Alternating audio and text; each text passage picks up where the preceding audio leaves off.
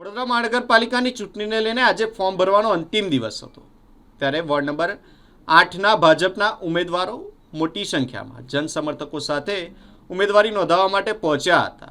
વડોદરાની જૂની કલેક્ટર કચેરી ખાતે આ ચારેય ઉમેદવારો મોટી સંખ્યામાં કાર્યકર્તાઓ સાથે પહોંચ્યા હતા અને ઉમેદવારી ફોર્મ ભરી જીતનો વિશ્વાસ પણ વ્યક્ત કર્યો છે। ભારતીય જનતા પાર્ટીની પ્રણાલી છે કે નાનામાં નાના કાર્યકર્તાને એનું વળતર આપે છે।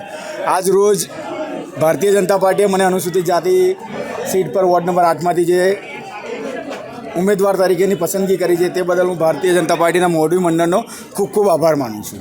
જીતનો કેટલો વિશ્વાસ છે?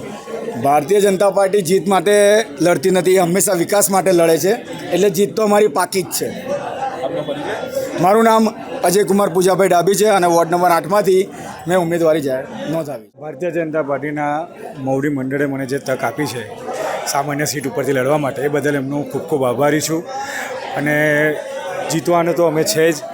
ભારતીય જનતા પાર્ટી વિકાસના કામો ખૂબ કરે છે અને પ્રજા અમારી સાથે છે અને પ્રજાલક્ષી કામો અમે ખૂબ કર્યા છે, એના માટે અમે પ્રજા અમારી સાથે છે એટલે અમે જીતવાના તો છે જ।